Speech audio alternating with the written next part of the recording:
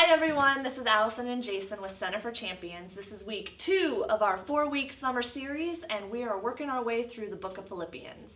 So each week we're going to have a secret phrase that pays, so if you pay attention during the video and you see it pop up on the screen or you hear us say it and you come and find Jeff tonight, you will get a prize. So let's get rolling. All right, I don't know if you've ever tried to take on a new hobby or a new sport or a new musical instrument, and at first it seems so boring and frustrating because it doesn't seem fun yet, like there's no payoff. For example, you try to learn a musical instrument and it's so frustrating, and you practice over and over again. You play guitar and the strings hurt your fingers, or you had like a flute or something like that, or piano. Like, learning musical instruments are hard, and it doesn't get fun until you've done it for a while. The same can be true learning how to cook, or learning a second language, or working hard at your math homework or your reading homework. It can be work, and the payoff doesn't seem to come for a while. It cannot be fun. The same can be true of learning sports. I tried Little League Soccer and wasn't good.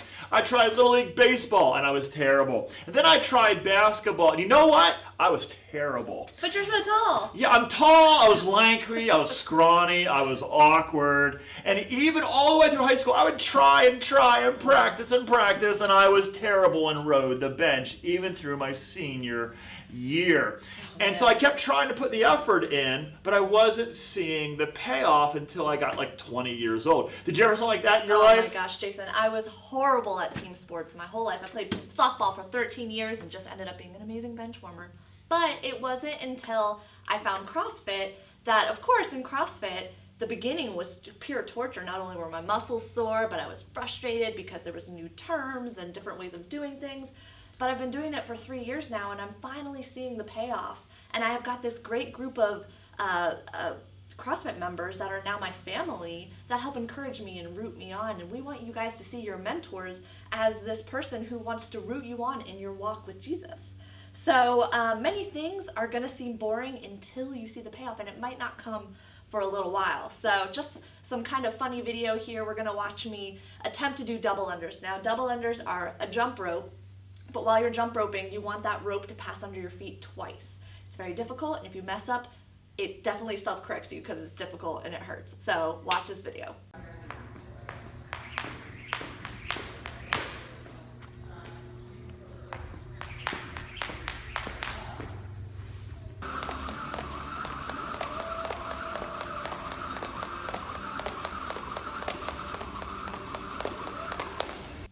All right, Allison, so we loved how seeing you got better at jump rope. So anything doesn't seem fun at first until you see a payoff. And you know that walking with God, following God, doing what's right, living your best life that God has for you, at times it doesn't seem real fun because there's not a payoff. And Paul was writing to these Christians in Philippi, and he said, hey, God's going to help you. He wrote in Philippians 2:13, he said, God will grow your desire and the power to do what pleases him.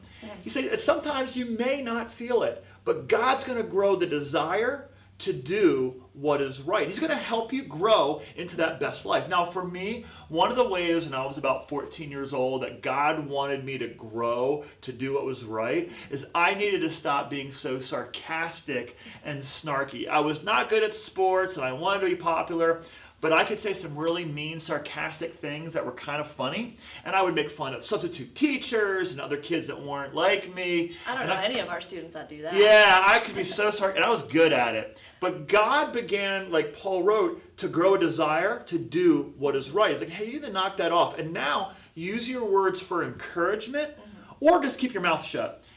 I didn't want to because it was kind of a way to try to be popular. But God grew a desire to do what is right. Another way that God grew a desire to do what was right was learning to hear from God myself through reading the Bible. And I didn't understand how to do it, and I tried page 1, it kind of got boring, and then my mentor showed me, start with the words of Jesus. And God began to grow a desire to do what was right. And then I found a little reading guide that was designed for teenagers. It would explain it for teenagers, and then I'd read a little bit of the Bible, and that helped. And then I found a media channel that was designed for teenagers that I would check this out on multimedia, and then it helped me to understand it. So God grew the desire to do what was right when it isn't there in the first place, but God grew it inside of me. And Paul says, God will work in your life and will give you the desire to do what is right, but then he'll also give you the power to do what is right. Yeah, so doing what is right is not always fun. It can be boring in the beginning, but God's going to give you that power. We want you to remember that God's going to give you that. So you don't need to worry. And he's given you a mentor. He's given you a coach, a guide that's going to help you learn how to do what's right and how to get that power from God. So your mentor is here to coach you, to help you grow. Your mentor is the primary way of God giving you this person, this coach, this leader, to help you know what to do and know what to do what's right. So your mentor can show you how to please God with your life. Your mentor can show you how to live God's way. And your mentor can also help you show how to follow God. Yeah, your mentor will show you how to follow God. What's the right thing to do to live that better life that God has for you? Your mentors are volunteers who give their time every Tuesday or Thursday, plus spending time with you on the weekends and Life on Lifetimes. They do so much for you because they want to see you grow into God's best life for you. Right. They do so much as a volunteer because they have the love of Jesus inside of them. Right. They want to give with you, and they sacrifice so much of their time. Your mentors are amazing. Your mentors are awesome. That is actually our phrase to praise today, that your mentors are awesome. So you come up to Jeff tonight and you say the secret phrase, mentors are awesome. You gotta say it like that. Yeah, he will hook you up with a prize because your mentors are awesome. Your mentors they are want to awesome, give you guys. all this time to help you grow into that best life. And sometimes you may not feel it a whole lot, just like learning how to new sport or schoolwork.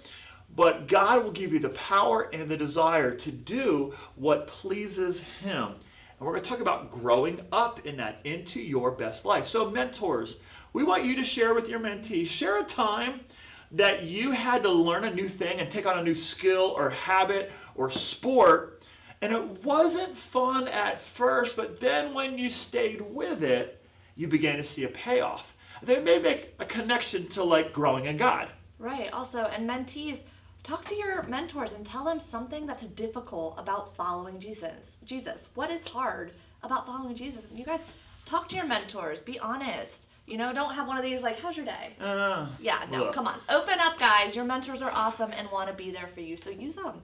Yes. So have some great conversations about growing in God and growing into your best life. And we look forward to hanging out with you tonight at our activity. And don't forget the phrase that pays for your special prize. All right, we'll see you guys later. See ya. Mentors are